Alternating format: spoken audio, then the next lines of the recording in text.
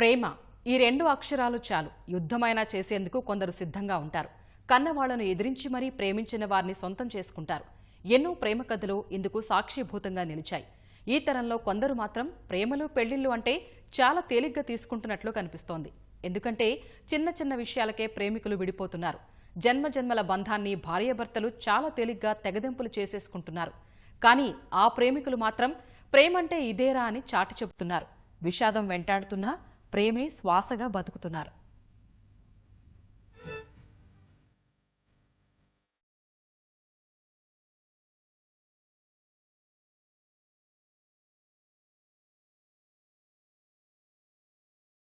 కర్నూలు జిల్లా ఆళ్లగడ్డకు చెందిన ఇతడి పేరు అనిల్. ఆ ఊరిలోనే పక్క వీధిలో ఉండే పవిత్రను ప్రేమించాడు. ఇరు కుటుంబాల్లో ఈ విషయం తెలిసి 5 ఏళ్ల క్రితమే పెళ్లి చేద్దామనుకున్నారు. పెద్దలు ఒప్పుకున్న ఈ ప్రేమను చూసి విధి వెక్కిరించింది. పెయింటింగ్ పనులు చేసుకుంటూ జీవనం సాగిస్తున్న అనిల్ 2016లో స్నేహితులతో కలిసి నంద్యాలకు వెళ్లి కారులో తిరిగి వస్తుండగా ఆళ్లగడ్డ సమీపంలో ప్రమాదానికి గురయ్యాడు. వెన్నుముకకు తీవ్ర గాయమై కాళ్లు చచ్చుబడిపోయి స్పర్శను కోల్పోయాయి. వైద్యం కోసం కర్నూలు, బెంగళూరు, కేరళ, హైదరాబాద్ వెళ్లినా ప్రయోజనం లేకుండా పోయింది.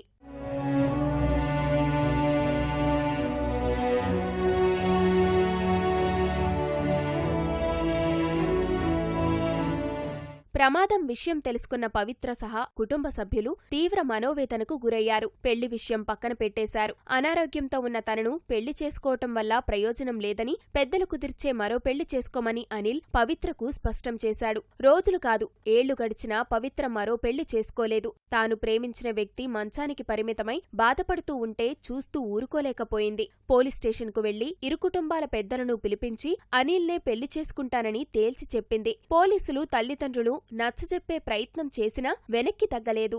చావటానికైనా సిద్ధమే కాని అనిల్ని విడిచి ఉండలేనంది. దీంతో 2021 సెప్టెంబర్ 3వ తేదీన వీరి పెళ్లి జరిగింది.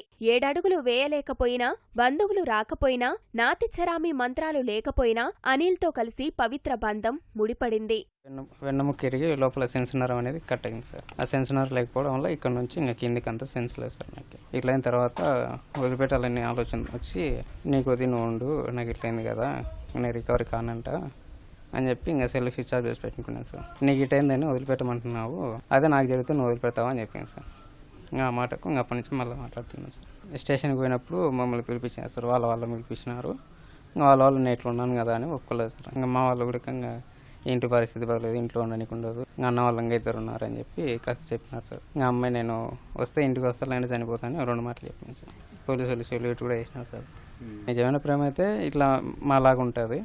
బాడీని పట్టించి, అవయవాలను పట్టించి, కలర్ను పట్టించి, లేదంటే జాబులు, ఆస్తులు ఇట్లాంటివి పట్టించుకోకుండా చేసుకోవడం ఇంకొక సార్. గతేడాది బెంగళూరులోని ఓ ఆస్పత్రిలో సంప్రదించగా అనిల్కి స్టెమ్ సెల్ థెరపీ చేస్తామని చెప్పారు. దీని ద్వారా కాళ్లు వచ్చే అవకాశం ఉందన్నారు. కానీ 10 లక్షల రూపాయల వరకు ఖర్చవుతుందని చెప్పటంతో ఏం చేయాలో దిక్కుతోచని స్థితిలో ఇంటికే పరిమితమయ్యారు. ప్రస్తుతం భర్త బాగోగులు పవిత్రే చూసుకుంటుంది. టీటీసీ పూర్తి చేసి ప్రస్తుతం డిగ్రీ 2వ సంవత్సరం చదువుతున్న ఈమె కష్టపడి చదివి ఉద్యోగం సాధించి భర్తకు, అతడి కుటుంబానికి అండగా నిలవాలని భావిస్తోంది.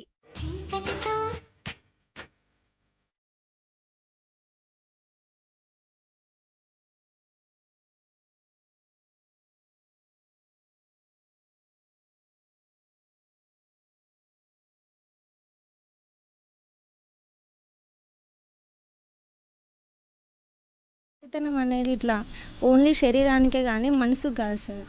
అందరూ మంచిగా ఉన్న వాళ్ళను, డబ్బు, ఒక పదవి, హోదా అవన్నీ చూసుకుంటున్నారు. కానీ ఇతనితో ఎంతవరకు ఉంటాము, మనము ఎంత హ్యాపీనెస్గా ఉంటాము, ఎంత నమ్మకంగా ఉంటాము అనే నమ్మకంతో చేసుకోవడం లేదు సార్. అలా చేసుకోకపోవడం వల్ల చాలా మంది ఇట్లా డివైడ్ అయిపోతున్నారు. రిలేషన్స్ అన్నీ ఇట్లా తగ్గిపోతున్నాయి. హ్యాపీగా ఉన్నాం సార్, దీన్ని రికవర్ చేసుకోగలను అనే కాన్ఫిడెన్స్ నాకు ఉంది సార్. ఒకవేళ అయినా కాకపోయినా కూడా అతనితోనే జీవితాంతం ఉంటాను సార్. గవర్నమెంట్ మాకి జాబ్ వేపిస్తే బాగుంటుందని అనుకుంటున్నాను సార్. స్టెమ్ సెల్ ద్వారా రికవర్ అయ్యే ఛాన్సెస్ ఉన్నాయని చెప్పారు. డబ్బులు అడ్జస్ట్ అయితే వెళ్ళాలనే ఆలోచన ఉన్నాం సార్. ఎవరైనా ఇట్లా డబ్బులు ఇచ్చే వాళ్ళ దాతలు అట్లా ఉంటే బాగుంటుందని అనుకుంటున్నాం సార్. తమ కుమారుడి పరిస్థితిని చూసి బాధపడుతున్న అనిల్ తల్లిదండ్రులు తామున్నా లేకున్నా తమ కోడలే అండగా నిలుస్తుందనే ధైర్యంతో ఉన్నామని చెబుతున్నారు. తండ్రిగా పిల్లని చూసే బాధ, పాపను చూసిన బాధే మాకు. ఇప్పుడు ఎవరి పాప అయినా ఒకటి సార్, అది పాపను చూసిన బాధే మాకు. ఇంకా వాళ్ళు కాదుకూడదని పట్టుదల పట్టింటే చేసినాం సార్. అమ్మాయి ధైర్యంగా వచ్చింది సార్ రావడమేమో. ఆ పాప కూతురైనా ఒకటే, నాకు కోడలైనా ఒకటే. ఆ అమ్మాయిని చూసి మాకైనా బాధ లేస్తుంది. ఉన్నాడు కాబట్టి హాస్పిటల్ ఖర్చుకు మాకు దాతలు ఎవరన్నా ఉంటే సాయం చేయమని అడుగుతాం.